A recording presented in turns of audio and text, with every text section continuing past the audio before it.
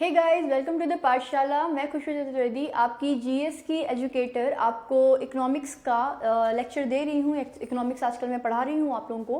Previous 2 lectures में आप लोगों ने इकोनॉमिक्स के टाइप्स, इकोनॉमी के टाइप्स, सेक्टर्स ऑफ इकोनॉमी, और उसके साथ साथ में आपने कल क्या किया था, इंडियन फाइनेंशियल मार्केट की स्टडीज स्टार्ट करी थी। इंडियन फाइनेंशियल मार्केट में आपने क्या किया था, अगर हल्का सा थोड़ा सा मैं क्विक रिवीजन दूँ तो मैं बोलूँगी क्या कि इंडियन फाइनेंशियल मार्केट वो मार्केट था जहाँ पे आपका money deficit and money surplus, जो सेक्टर्स होते हैं, जो साइड्स ऑफ मार्केट होते हैं, वो लोग क्या करते हैं, मनी का ट्रांसफर करते हैं। अब उनके बीच में मनी का एक्सचेंज होता है। ये जो मनी का एक्सचेंज होता है, ये डिविडेंड के फॉर्म्स में या इंटरेस्ट रेट के फॉर्म्स में क्या होता है, कंप्लीट होता है। फिर मैंने बोला था कि ये जो इंडियन फाइनेंशियल मार्केट है, ये भी आपका 2 तरीके का होता है। एक होता है मनी मार्केट और एक होता है आपका कैपिटल मार्केट। मनी मार्केट और उसके इंस्ट्रूमेंट्स यानी कि treasury bills, commercial paper, commercial bill, certificate of deposit, आपके कॉल मनी मार्केट, आपके repo and reverse repo rate, इन सभी के बारे में आप लोग पढ़ चुके हैं। इनके सिर्फ नाम पूछे आते हैं, उतने ही मैंने आपको बताए हैं। मैंने बहुत ज़्यादा नहीं बताया क्योंकि जीएस को मुझे भी बहुत सारे सेक्शन है जो कवर करने हैं, लेकिन हाँ, जितना मैं बता रही हूँ उतना आपके लिए मोर देन सफिशिएंट होगा। उसके बाद आपने कैपिटल मार्केट स्टार्ट किया, तो इसलिए मैंने क्या किया है, बिना आपका टाइम वेस्ट ना हो इसलिए मैंने बोला क्या कि कैपिटल मार्केट का जो एक स्ट्रक्चर जो आप पढ़ चुके थे प्रीवियस डे में या प्रीवियस लेक्चर में, उसी को क्या करती हूँ, स्टार्ट करती हूँ, वहीं से स्टार्ट करती हूँ। तो आपने देखा था क्या कि जो कैपिटल मार्केट होता है, इसको मैंने 3 सेगमेंट्स में बांटा हुआ था। एक होता है आपके फाइनेंशियल इंस्टीट्यूट्स, एक होते हैं आपके बैंक्स और एक होते हैं आपके सिक्योरिटी मार्केट। कल आप लोग थे कहाँ पे, आप फाइनेंशियल इंस्टीट्यूट्स में थे। इन फाइनेंशियल इंस्टीट्यूट्स में आपने पढ़ना था पहले क्या, इनको भी मैंने 4 सेगमेंट्स में डिवाइड किया था कि all India financial institutes, then आपके थे इन्वेस्टमेंट इंस्टीट्यूट्स, उसके बाद आपके थे state level financial institutes, and then आपके थे स्पेशलाइज्ड फाइनेंशियल इंस्टीट्यूट। जो आपके ऑल इंडिया लेवल पे फाइनेंशियल इंस्टीट्यूट से, यानी कि आपका IFCI, ICICI, IDBI, SIDBI and आपका आईआईबीआई, इनके 1948, 1955, 64, 1990 एंड 1997 के जो फाउंडेशन ईयर थे आप उनको पढ़ चुके थे। मैंने बताया था क्या कि ये सारे के सारे जो आपके इंस्टीट्यूट्स होते हैं, बेसिकली ये इंडस्ट्रीज को डेवलप करने के लिए, उनको प्रमोट करने के लिए क्या करते हैं, फंड प्रोवाइड करते हैं। देन मैंने बोला था क्या कि आपका आईसीआईसीआई और जो आपका आईडीबीआई है, रिस्पेक्टिवली 2000 एंड 2004 में क्या डेवलपमेंट बैंक्स घोषित कर दिए गए थे। और आपके एक्सपोर्ट इंपोर्ट बैंक यानी कि एग्जिम बैंक, आपका नाबार्ड यानी कि national bank for agriculture and rural development, आपका नेशनल हाउसिंग बैंक और आपका जो सिडबी था, ये आज के समय में यानी कि प्रेजेंट टाइम पे आपके आरबीआई के द्वारा कैसे हैं, आपकी गवर्न करे जाते हैं। फिर इसके बाद हम लोग को स्टार्ट करना था टॉपिक को। आज आपका टॉपिक कहाँ से स्टार्ट होगा, इन्वेस्टमेंट इंस्टीट्यूट से। अगर ऑल इंडिया लेवल पे या इंडिया लेवल पे आप फाइनेंशियल इंस्टीट्यूट्स की बात कर रहे हैं और उनमें भी आप बात करते हैं किसकी, इन्वेस्टमेंट इंस्टीट्यूट्स की, तो ये प्रेजेंट टाइम पे कितने हैं, आपके 3 हैं।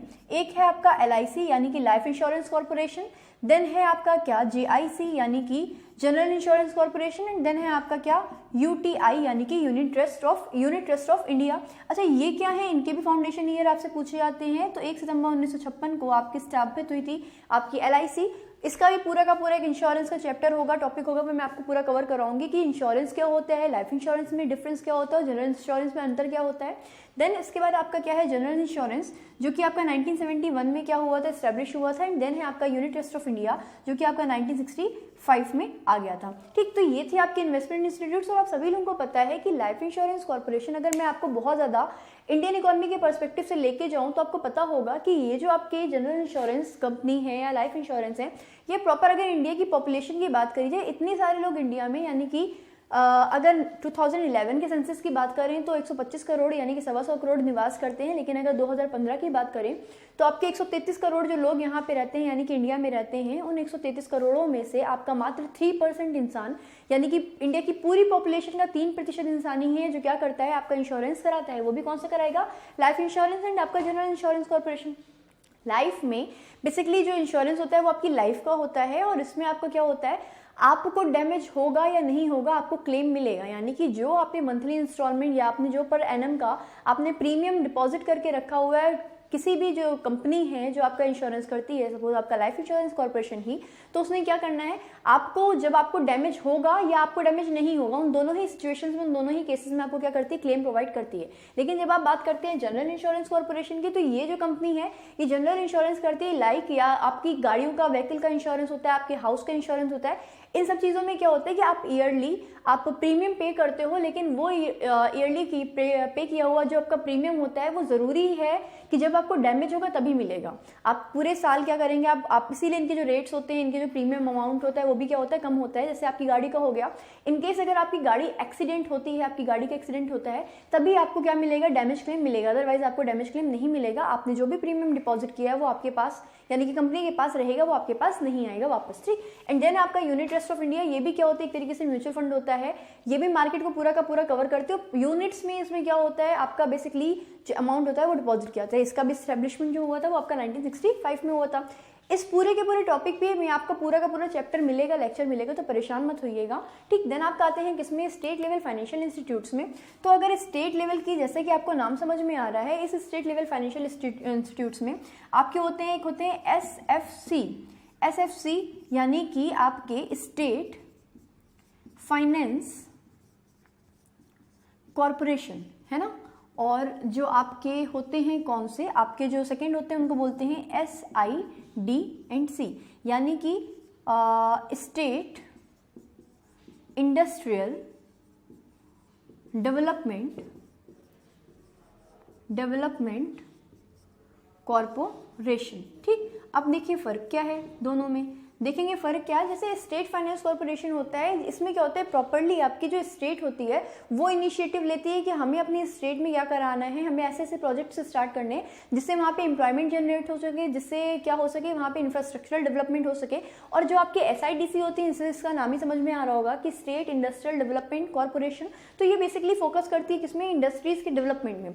तो ये दोनों जो अगर SFC की बात करी जाए या SIDC की बात करी जाए, तो जब आप SFC की बात करेंगे तो ये क्या था, आपका प्रेजेंटली आपकी 18 स्टेट्स हैं इंडिया की जहां पे क्या है, आपका स्टेट फाइनेंस कॉर्पोरेशन बना हुआ है। लेकिन अगर आप बात करेंगे किसका, कि पहला नॉर्मली आपसे पूछा जाता है कि फर्स्ट स्टेट फाइनेंस कॉर्पोरेशन जो है वो कहाँ पे स्थापित हुआ था, तो मैं बोलूँगी क्या कि आपका पंजाब में आपका फर्स्ट स्टेट फाइनेंस कॉर्पोरेशन आपका 1955 में क्या हुआ था, इस्टेब्लिश हुआ था। ये कौन सा था, आपका फर्स्ट था, ठीक। तो इनका बेसिक फंक्शन क्या होता है, आपकी जो या उन्हीं की जो पर्टिकुलर स्टेट होती है, उस स्टेट में आपका इंफ्रास्ट्रक्चरल डेवलपमेंट कराना, ऐसे प्रोजेक्ट्स को इनिशिएटिव देना जहां से आपका क्या हो सके, एम्प्लॉयमेंट जनरेट हो सके, जहां से आपका फंड का बेसिकली स्टेट गवर्नमेंट ही इसमें फंड क्या करती है, रेज करती है। देन आप अगर बात करते हैं SIDC की यानी कि स्टेट इंडस्ट्रियल डेवलपमेंट कॉर्पोरेशन की, तो ये जो SIDC होती हैं, इन SIDC में बेसिकली जो फोकस किया होता है इंडस्ट्रीज पे फोकस किया जा रहा होता है। और ये जो फोकस हो रहा होता है उसमें बेसिक रोल किसका होता है, बेसिकली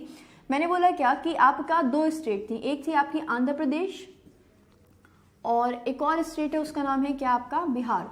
इन दोनों स्टेट में पहली बार 1960 में क्या हुआ था, एक साथ डेवलपमेंट हुआ था किसका, आपकी स्टेट्स का।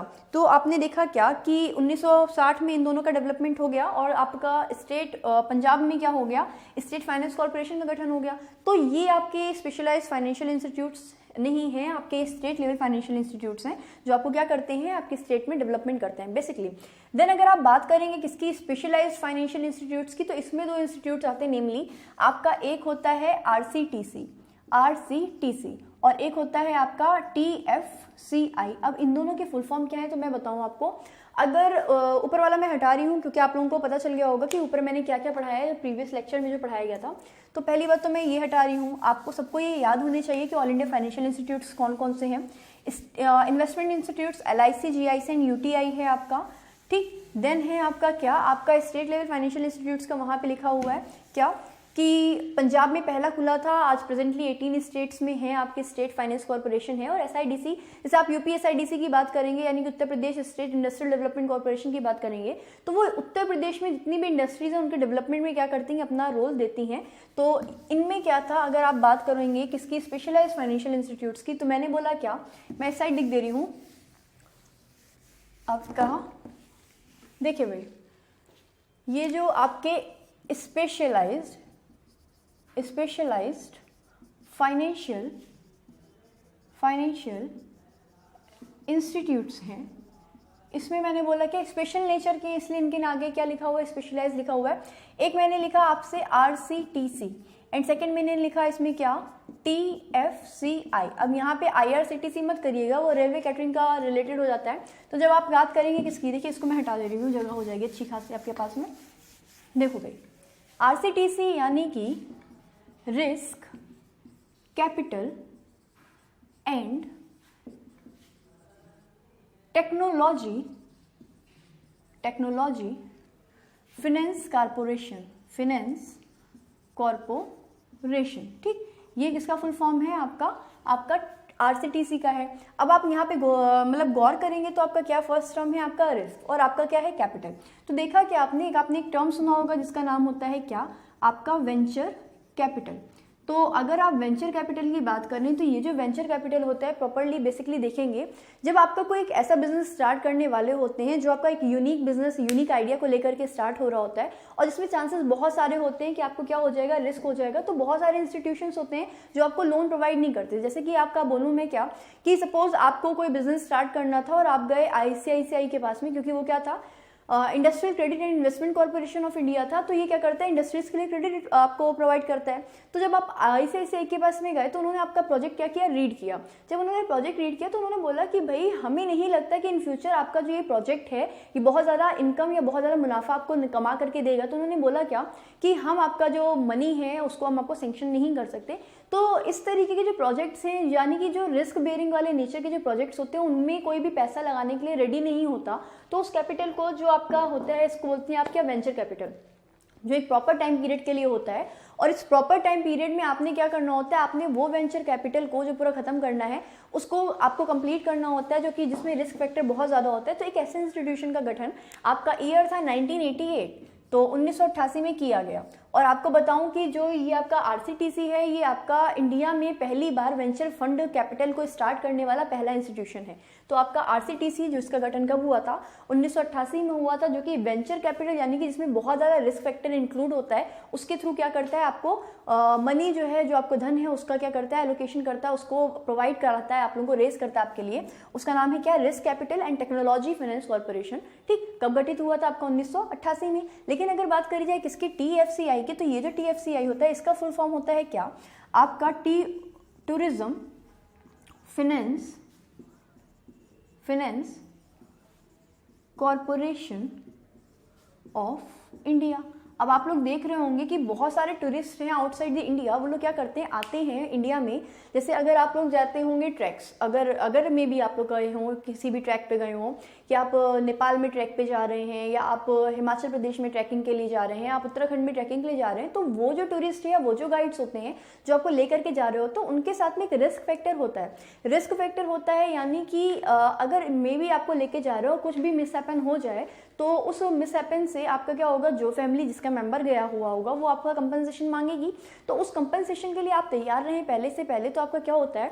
जो आपका TFCI यानी कि tourism finance corporation of India है, इस सेक्टर में क्या करता है? आपके लिए फंड रेज करता है। और इसका भी गठन जो हुआ था वो कब हुआ था? इसका गठन हुआ था 1989 में। दोनों एक साल के अंतर में हुए हैं, और बेसिकली इनमें रिस्क फैक्टर बहुत ज़्यादा इन्वॉल्व होता है। तो उसी रिस्क से बचने के लिए, या टूरिज्म के सेक्टर में, क्योंकि ये एक ऐसा सेक्टर है जिसका अगर आपका मैं बताऊं, अगर आप लोग जाएंगे टूरिज्म कॉर्पोरेशन या टूरिज्म की मंत्रालय में जाएंगे, मिनिस्ट्रीज में जाएंगे, तो आपको पता चलेगा कि इतने सारे जो टूरिस्ट गाइड हैं आपको लेके जाते हैं, लेकिन उनमें से भी आपका 54 या 55 के करीब आपके क्या हैं जो गाइड्स हैं जो परमानेंट है वो आपको लेके जाते हैं। तो उनमें जब वो फंड की नीड होती है स्टार्ट करने के लिए, बिजनेस की छोटे से छोटा आइटम जो होता है वो अच्छा खासा कॉस्टली होता है, तो उसके लिए आपको क्या करते हैं? TFCI आपको फंड रेज करता है। तो आपको किसी अलग अलग सेक्शंस में जाने की जरूरत नहीं है, आपको अपने बिजनेस का, क्योंकि यहाँ पे तो आप देख ही रहे होंगे कि आपका रिस्क कितना है, चाहे टूरिज्म का सेक्टर हो, चाहे आपका risk capital and technology finance corporation, दोनों ही संस्थानों में उसी चीज़ को ध्यान में रख करके कि आपका रिस्क फैक्टर बहुत ज़्यादा इंक्लूडेड है। आपका क्या किया गया? इंस्टीट्यूशन का डेवलपमेंट किया गया। कब किया गया?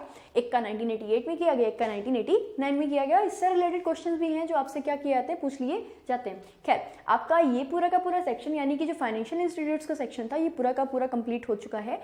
फाउंडेशन ईयर बेसिकली आपसे पूछे जाएंगे, और इनकेस अगर आपसे वेंचर कैपिटल के बारे में पूछ लिया गया तो आपको पता है कि किसी निर्धारित उद्देश्य की पूर्ति के लिए जिसमें रिस्क फैक्टर बहुत ज़्यादा इंक्लूडेड होता है, उसमें जो लगी गई धन की पूंजी होती है उस पूंजी को आप लोग क्या कहते हैं? वेंचर कैपिटल कहते हैं। ठीक है, चलिए भाई इसको हटा रही हूँ और आपको क्या करेंगे? बैंक से स्टार्ट करेंगे। अगर बैंक से स्टार्ट करने की बात करी जाए, सबने लिख लिया होगा, सबको देख लिया होगा। देखिए भाई बहुत आसान सी है, इकोनॉमिक्स बिल्कुल आसान है, बस आपको उसको प्रैक्टिकली क्या करना है? सोचना है। देखिए भाई बैंक्स की बात करें, आइए भाई बैंक्स के बारे में कौन नहीं जानता? कौन नहीं है जो, मतलब कौन है जो नहीं जानता? आज आप लोगों की जो डेली लाइफ होती है वो बैंक्स के बिना बैंक्स के रन कर ही नहीं सकती। क्यों नहीं कर सकती? पेटीएम ही करना है ना, तो उसके लिए भी बैंक होना चाहिए। चलिए भाई आइए देखिए, अगर बैंक्स की बात करें तो सबसे पहली बात कि आपके इंडिया में यानी कि भारत में इस बैंकिंग इंडस्ट्री को या बैंकिंग वर्किंग्स को कौन लेके आया, तो आपको बताऊं कि एंटवर्प एंड आपका एम्स्टर्डम। ठीक, ये आपकी एम्स्टर्डम नीदरलैंड की एंड आपका एंटवर्प बेल्जियम।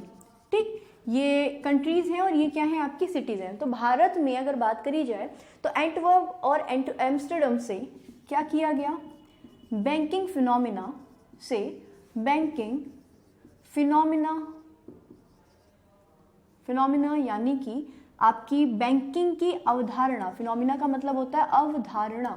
ठीक, अवधारणा को क्या किया गया, आपका लिया गया, एडॉप्ट किया गया। तो एंटवर्प एम्स्टर्डम से बैंकिंग फिनोमिना को लिया गया है, कहाँ पे को लिया गया, भारत में। ठीक, पहली बात। ठीक, अब क्या हुआ, ये फिनोमिना आगे आप सभी लोगों को पता होगा कि हम लोग के ऊपर यूरोपियंस ने बहुत सालों तक, यूरोपियंस ने बेसिकली आपका ब्रिटिश ने क्या किया था, बहुत सालों तक हमारे ऊपर शासन किया था, रूलिंग करी थी। तो इसी के तहत अब ये अवधारणा भारत में आ गई, तो अब क्या करेंगे वो लोग यहाँ से बहुत सारा धन लेते थे, और जब धन लेते थे तो आपका वो जो धन है वो कहाँ पे आप सेव करोगे, सिक्योर करोगे। तो क्या किया गया, आपका बोलेंगे कि भारत में खुलने वाला पहला बैंक कौन था, तो आपका 1770 में आपकी बैंक ऑफ हिंदुस्तान, कौन सा, बैंक ऑफ हिंदुस्तान, बंगाल में एक कंपनी थी जिसका नाम था क्या, Alexander and company.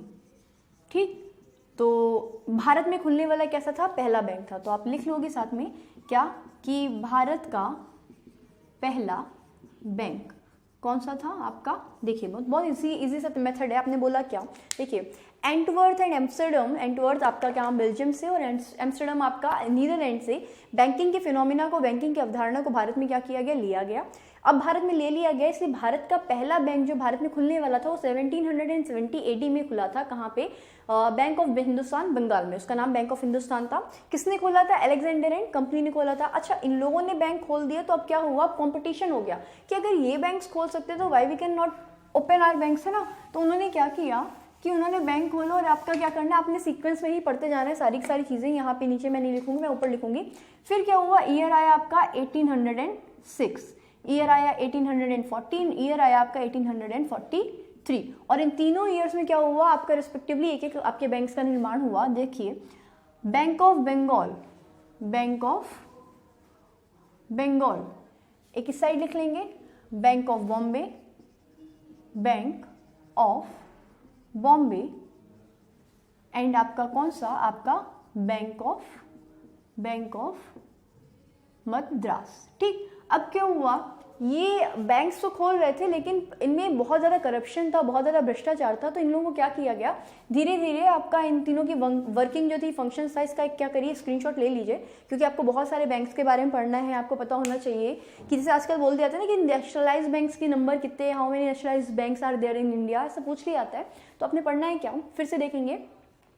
Indian financial market पढ़ रहे थे, उसमें सब बैंक्स भी आ जाएंगे आपके कैपिटल मार्केट के अंतर्गत। तो आपने देखा क्या कि एंटवर्प एंड एम्स्टर्डम से क्या किया गया, बैंकिंग के फिनोमिना को भारत में लिया गया, जिसके तहत भारत में खुलने वाला पहला बैंक 1770 AD में खुला हुआ बैंक ऑफ हिंदुस्तान था। कहाँ पे, बंगाल में। और इसकी स्थापना करी थी किसने, अलेक्जेंडर एंड कंपनी। ठीक, इसने इसकी स्थापना करी थी। अब मैं इसको हटा रही हूँ नीचे। फिर क्या हुआ, ये तो आपके क्या था, शुरुआत थी कि 1770 में पहला बैंक खुल गया। फिर क्या हुआ, धीरे धीरे लाइन लग गई और आपके बहुत सारे बैंक्स क्या हो गए, खुलने लगे। और बैंक जब खुलने लगे तो आपका, मैं इसको भी इसी साइड लिख दे रही हूँ, ये देखिए, बैंक ऑफ बॉम्बे। ठीक, तो आपके कितने बैंक हो गए, आपका 1806 में बैंक ऑफ बंगाल, 1840 में बैंक ऑफ बॉम्बे, 1843 में बैंक ऑफ मद्रास। इन तीनों में करप्शन इतना ज़्यादा बढ़ गया कि आपका जो बैंकिंग इंडस्ट्री थी वो ढंग से रन नहीं कर पा रही थी। तो ईयर आया 1921, और इन तीनों बैंकों का क्या कर दिया गया, आपका मर्जर कर दिया गया, इनका सबका क्या कर दिया गया, विलय कर दिया गया। और विलय करने के बाद में आपका एक नया बैंक बन के आया, जिसको बोला गया आपने क्या, इंपीरियल बैंक। कौन सा बैंक, इंपीरियल बैंक। ये वही इंपीरियल बैंक था जो आज की डेट में आप कहते हो जिसको क्या, SBI यानी कि आपका स्टेट बैंक ऑफ इंडिया, ये 1955 में क्या कहलाया गया आपका SBI, state bank of India.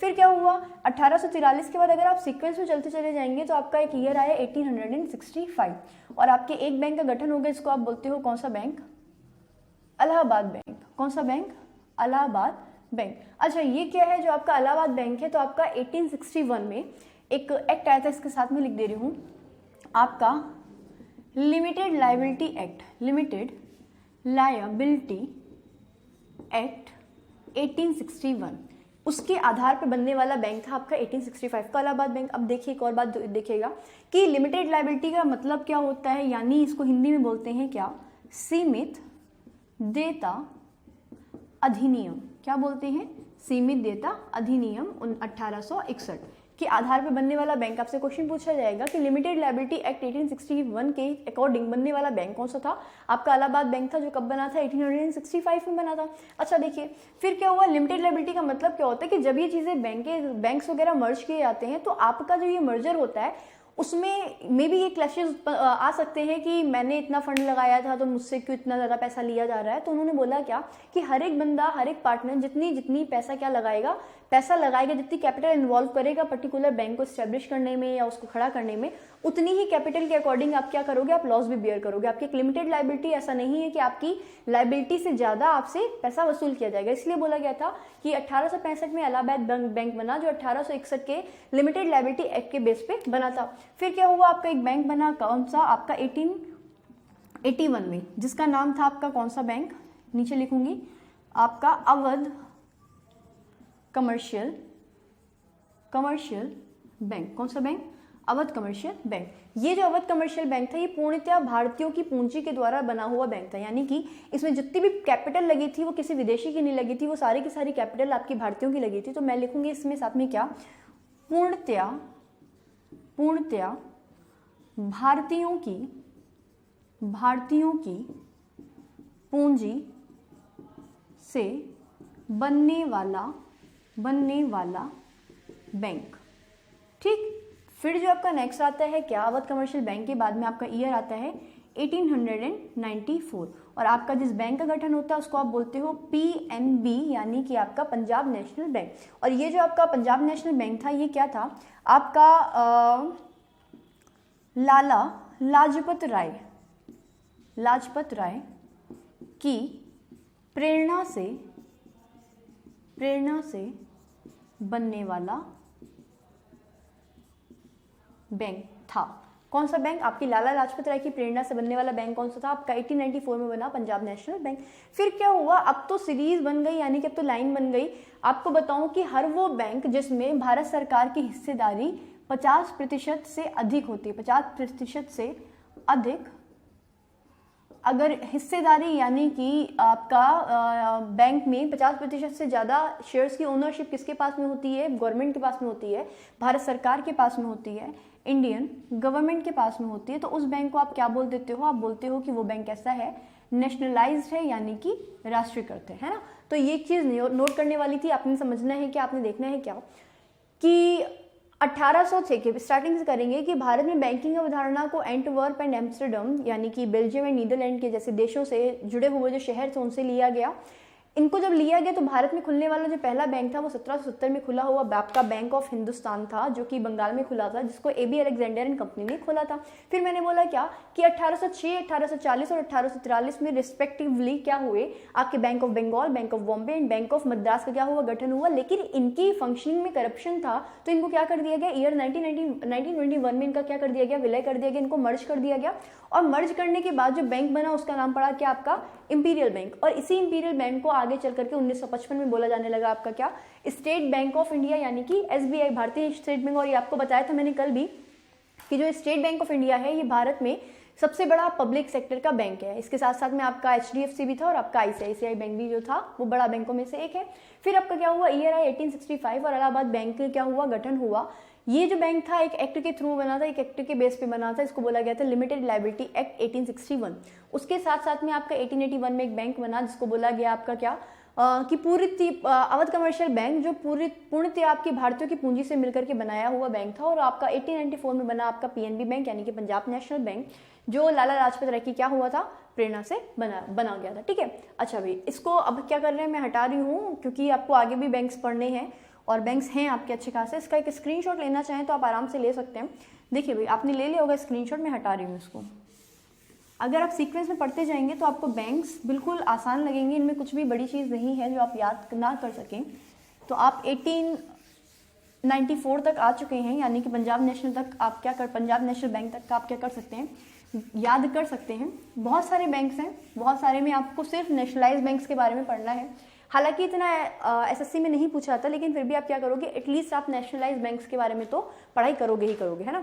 चलिए भाई, आपका 1894 तक हो गए थे बैंक। फिर क्या हुआ, ईयर आया आपका 1906, और 1906 का समय था और आपका एक बैंक था जिसका नाम था बैंक ऑफ इंडिया, उसका क्या हो गया, गठन हो गया। लेकिन इस बैंक ऑफ इंडिया के साथ साथ में दो बैंक्स और थे जिनका गठन हुआ था, इसको बोलते हैं क्या, देखिए भाई, बैंक ऑफ इंडिया, इसके साथ साथ में एक बना था आपका केनरा बैंक। कौन सा बैंक, केनरा बैंक। और एक और बना था, इसको मैं इस साइड लिख दे रही हूँ, आपका कॉर्पोरेशन बैंक। कौन सा बैंक, कॉर्पोरेशन बैंक। अब ये जो सारे के सारे बैंक्स के मैं नाम ले रही हूँ, ये कैसे हैं आपका, ये आपके नेशनलाइज बैंक है, यानी कि इसमें भारत की सरकार की हिस्सेदारी 50% से कैसी है, ज़्यादा है, मोर देन 50% है। फिर देखना है आपको क्या कि bank of India, Canara bank and corporation bank का गठन कब हुआ, 1906 में। फिर 1906 के बाद एक और ईयर आएगा, यानी कि आपका कौन सा बैंक का ईयर आएगा, 1907 आएगा। और आपको मैं एक और चीज़ बताऊं, जब आप लोग बैंक्स के एस्टेब्लिशमेंट के जो ईयर्स हैं उनको याद करेंगे तो आपको एक चीज़ ध्यान रखनी है कि आपके जो भी फ्रेंड्स होते हैं उनके जिस भी बैंक में अकाउंट होते हैं, आप उनके बस अकाउंट के, मतलब सपोज करिए कि मेरा एक फ्रेंड है, उसका बैंक का अकाउंट है सिंडिकेट में, तो मुझे याद हो गया कि सिंडिकेट बैंक जो था वो 1925 में क्या हुआ था, इस्टेब्लिश हुआ था। तो आपने देखना है क्या कि आपके जो ये ईयर, आपके जो फ्रेंड्स हैं, आपके जो आस पड़ोस के, उनसे आते हैं यार तुम्हारा बैंक कौन सा है, तुम्हारा बैंक कौन सा है, तुम्हारा बैंक कौन सा है, उसके एस्टेब्लिशमेंट डेट क्या करूंगा मैं बताऊंगा। ठीक है, तो इस तरीके से कर लेते हैं। अगर बात करें 1907 की, तो 1907 में क्या हुआ, आपका एक और बैंक का गठन हुआ और उस बैंक का नाम पड़ा क्या, आपका इंडियन बैंक। कौन सा बैंक पड़ा, आपका इंडियन बैंक।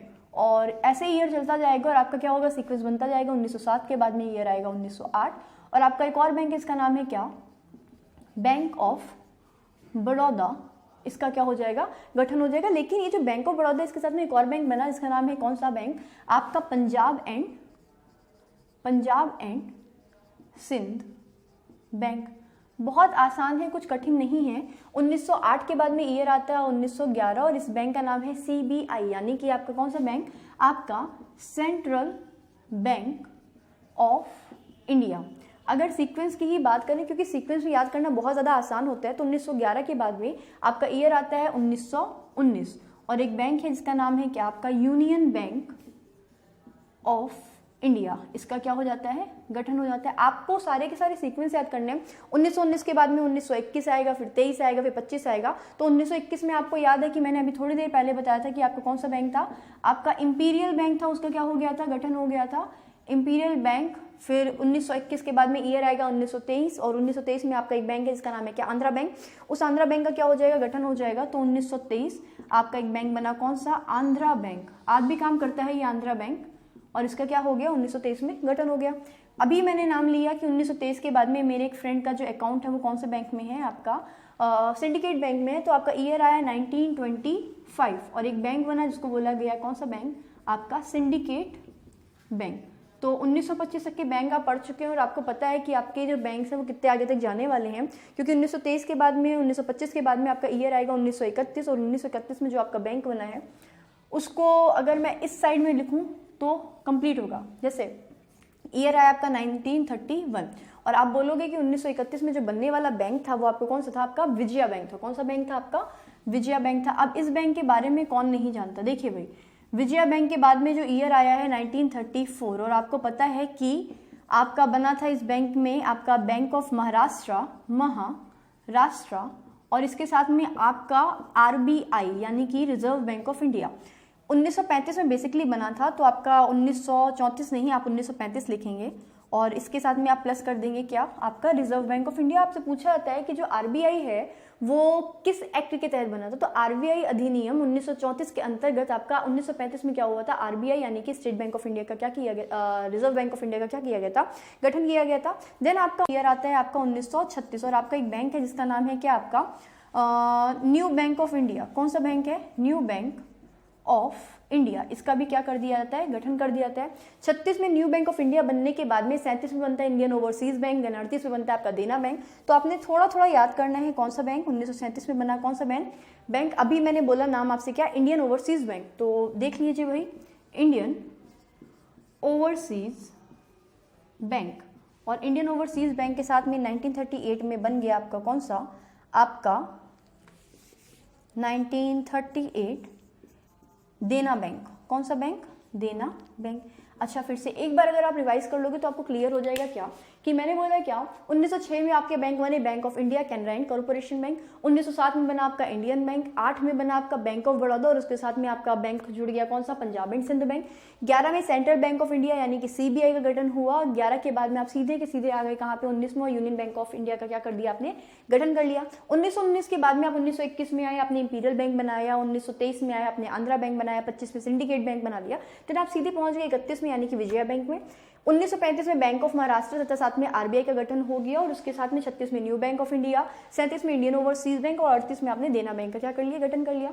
38 तक पहुंच गए हैं, आपने पहुंचना है सिर्फ 64 तक और उसमें आपके बस 2-4 बैंक बचे हुए हैं। तो इसका स्क्रीनशॉट आपने ले लिया होगा, ले लीजिए, ठीक है भाई। देखिए आगे आएंगे और आप देखेंगे क्या, देखिए भाई देना बैंक तक आ गए हैं, 1938 तक आपका हो गया है। 1943, 1950, 1955 एंड 1964, बस ये 4 ईयर हैं और इस 4 ईयर में आने वाले जो चारों बैंक हैं उनके बारे में आपको पढ़ना है। कौन सा, देखिए भाई 1943 का बैंक था और आपका बैंक का जो बैंक का गठन हुआ उसको बोला गया कौन सा, UCO bank and oriental bank of commerce. ठीक, देखिए भाई यूको बैंक और इसके साथ में oriental bank of commerce, oriental bank of commerce का भी गठन हो गया। यानी कि ये सारे के सारे बैंक जो मैं बता रही हूँ, ये सारे के सारे कैसे बैंक हैं, ये वो बैंक हैं जो आपके बोलूँगी नेशनलाइज हैं, आपको कंफ्यूजन नहीं होनी चाहिए। 1955 आपने सबसे पहले 1919 में अगर यूनियन बैंक ऑफ इंडिया के बारे में पढ़ा था तो 1950 में आएंगे तो आप पढ़ेंगे कौन सा bank, United bank of India. कौन सा bank, United bank of India. 55 में आपको पता होगा कि किस में इंपीरियल बैंक बना था, आपका बन गया था कौन सा, स्टेट बैंक ऑफ इंडिया। 64 में आपका बन गया था कौन सा, IDBI। अब आपने देखना है क्या, जो आपके स्टार्टिंग में जो मर्ज्ड बैंक थे उनको नहीं काउंट करना, आपको बैंक ऑफ हिंदुस्तान नहीं काउंट करना, आपने bank of Bombay, bank of Madras and bank of Bengal को भी नहीं पढ़ना है, आपने अवध कमर्शियल बैंक को भी नहीं पढ़ना है, आपने वो बैंक्स पढ़ने हैं जो अभी दिख रहे हैं, है ना। तो इनको स्क्रीनशॉट ले लिया होगा, मैं हटा रही हूँ। और आपने क्या करना है, आपने आगे पढ़ना है टॉपिक को। ये तो हो गए आपके सारे के सारे नेशनलाइज बैंक। SSC में बेसिकली यही पूछे जाएंगे और इससे ज़्यादा नहीं पूछे जाएंगे। तो इसके बाद में आपने देखना है क्या, ईयर हो गया। फिर क्या हुआ, आपका एक ईयर आया, उस एक ईयर में हुआ क्या कि आपके ये जो सारे के सारे बैंक्स थे उनमें क्या कर दिया गया, उनका कर दिया गया मर्जर। देखिए भाई हुआ क्या, देखिए बोला जाता है क्या, इसके बाद में आप लिखेंगे क्या कि बैंक्स का पहला नेशनलाइजेशन यानी कि आपका क्या, राष्ट्रीयकरण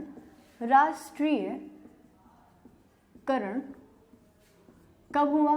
देखिए आपका डेट थी 19 जुलाई 1969। कौन सी थी, 19 जुलाई 1969। अब ऐसा क्या हो गया, या वो कौन से बैंक थे जिनका नेशनलाइजेशन कर दिया गया, तो देखा क्या कि ऐसे 14 बैंक, आपसे क्वेश्चन पूछा जाता है कि भारत में जब पहला राष्ट्रीयकरण हुआ था बैंकों का तो उसमें कितने बैंक्स इंक्लूडेड, तो आपने बोला क्या कि ऐसे 14 बैंक जिनकी कुल पूंजी 50 करोड़ से अधिक थी को नेशनलाइज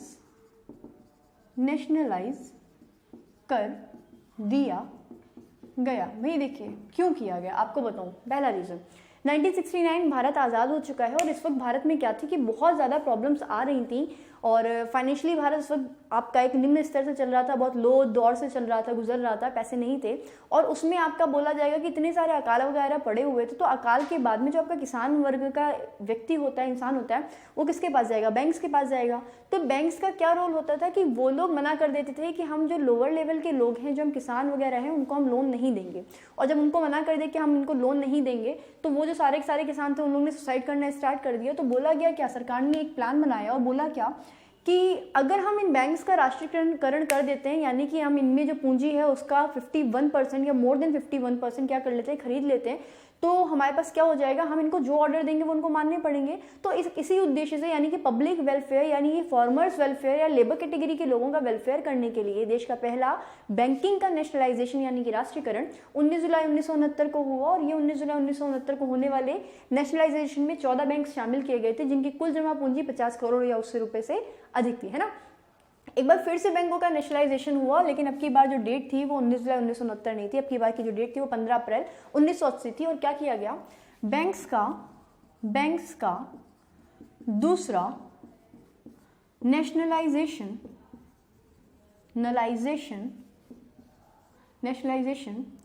15 अप्रैल 1980 को हुआ। और अब की बार जब ये नेशनलाइजेशन हुआ तो उसमें क्या हुआ कि 200 करोड़ या उससे अधिक धनराशि वाले बैंक्स को नेशनलाइज कर दिया गया। अब की बार क्या था रीजन, देखिए भाई, पहली बार था तब आपका हम लोगों को, किसानों को लोन देना था, है ना, भारत की सरकार को करना था।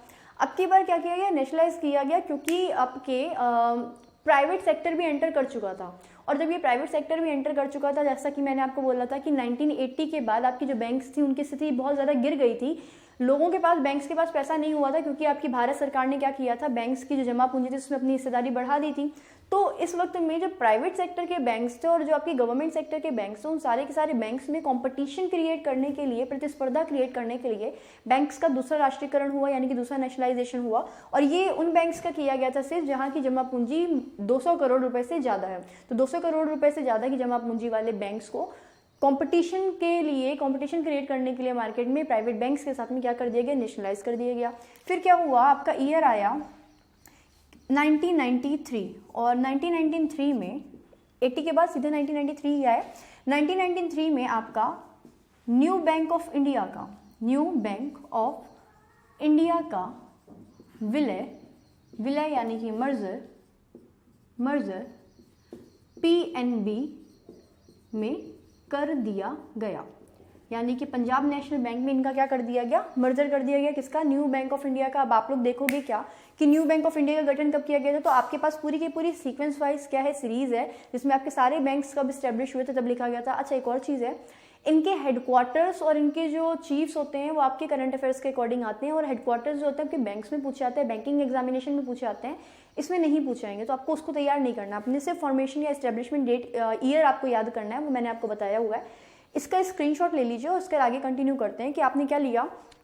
अभी आपको पता है कि 2000 में क्या हुआ था, आपका डेवलपमेंट बैंक घोषित किया गया था ICICI को, और 2004 में IDBI को घोषित किया गया था। और मैंने ICICI बैंक का नाम नहीं लिया क्योंकि ये प्राइवेट सेक्टर का बैंक है, ना कि पब्लिक सेक्टर का बैंक है।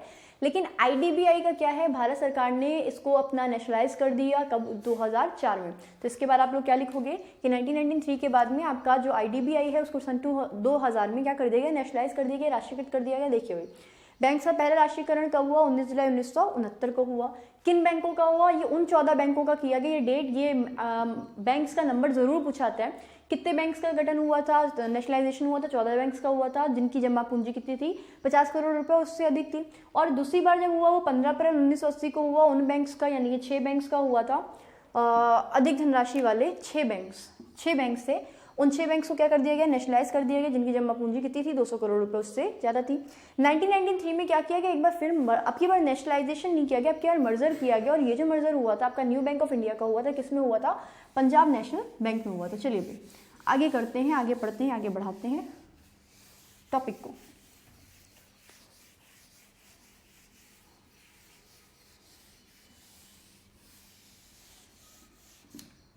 देखिए, आपका ईयर आया 2004। 2004 में, 2004 में IDBI यानी कि industrial development bank of India को क्या किया गया, को SCHEDULE शेड्यूल बैंक यानी कि अनुसूचित बैंक का दर्जा दे दिया गया।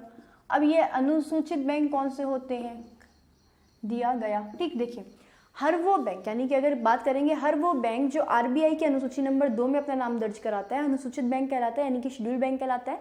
तो आपका आईडीबीआई जो था वो आपका सन 2004 में शेड्यूल बैंक हो गया था, किसके द्वारा, आरबीआई के द्वारा घोषित कर दिया गया था।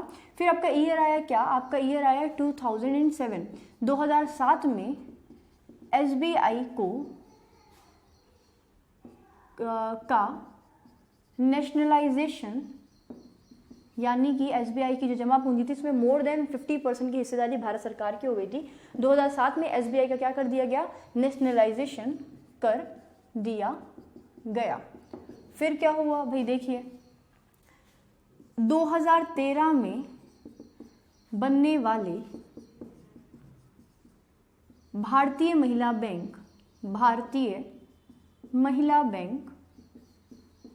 बैंक जिसमें सिर्फ विमेंस काम करती थी, जिसके सारा का सारा स्टाफ विमेंस का था, 2013 में बना था आपका भारतीय महिला बैंक को 2017 में डिफंक्शन कर दिया गया, यानी कि अब ये काम नहीं करता, 2017 में बंद कर दिया गया।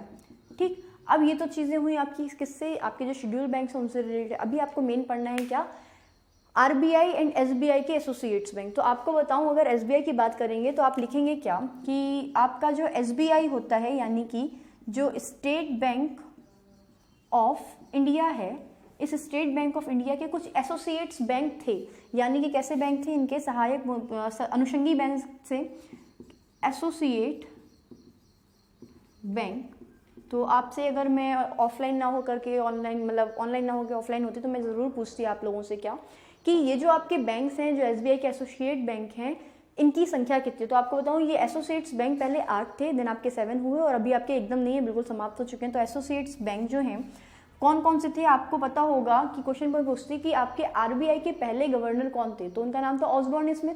तो ऑसबॉर्न स्मिथ का क्या देखना है आपको, कोड देखना है SMITH, यानी कि SMITH स्मिथ से एस से हुआ आपका क्या, सौराष्ट्र, क्या हुआ आपका, सौराष्ट्र। एम से हुआ आपका क्या, मैसूर, आपका आई से हुआ इंदौर, टी से हुआ आपका त्रावणकोर एंड एच से हुआ आपका हैदराबाद। ठीक, और इन एसोसिएट्स, ये 5 एसोसिएट्स बैंक है, इन 5 एसोसिएट्स बैंक में आपका state bank of Bikaner and Jaipur और स्टेट बैंक ऑफ पटियाला, ये दोनों इंक्लूडेड नहीं है। तो कितने हो गए आपके, 1 2 3 4 5 6 और 7। तो ये जो 7 आपके स्टेट बैंक के एसोसिएट्स थे, उनमें जो सौराष्ट्र का स्टेट बैंक था इसका सन 2008 में, और जो आपका इंदौर था इसका सन 2009 में क्या कर दिया गया था, आपका मर्जर कर दिया गया था। क्या कर दिया गया था, इनको मर्ज कर दिया गया था। किसमें कर दिया गया था, स्टेट बैंक ऑफ इंडिया में ही किया गया था। ठीक है, तो 1955 में बात करते हैं। और ये क्या, ये एजेंट ऑफ बैंक्स है, यानी कि आपका आरबीआई जो कि सेंट्रल बैंक है, उन सेंट्रल बैंक्स में भी एसबीआई जो है सबसे बड़ा बैंक और ये एजेंट भी है। ये सारे के सारे बैंक्स के ऊपर भी क्या करता है, सबका जो फंक्शंस होते हैं, सबका जो वर्क्स होता है उसका डिस्क्लोजमेंट देता है, किसको, आरबीआई को भी, है ना। चलिए भाई, इसके बाद क्या करना है आपको, इसका स्क्रीनशॉट लीजिए, आपको आरबीआई के बारे में पढ़ना है। अगर आप आज आरबीआई कंप्लीट कर लेंगे तो आपको बस share market and security market के बारे में ही पढ़ना होगा, जो आपकी नेक्स्ट लेक्चर में क्या हो जाएगी, कंप्लीट हो जाएगी। तो भाई इसको क्या करते हैं, एंड करते हैं क्लास को। ठीक है, यहाँ पे पहले कंप्लीट करेंगे टॉपिक, उसके बाद देखिए भाई, आपने स्टेट बैंक का देख लिया, आइए आरबीआई के बारे में पढ़ते हैं। देखिए कैसे बना आरबीआई, थोड़ी सी कहानी है। आरबीआई यानी कि रिजर्व बैंक ऑफ इंडिया, यानी कि आपका आरबीआई, है ना। ये जो रिजर्व बैंक ऑफ इंडिया है आपका बना था किस कमिटी की सिफारिश के आधार पर, तो आप बोलोगे क्या, एक कमिटी जिसका नाम था क्या, हिल्टन एंड यंग कमिटी की सिफारिश के आधार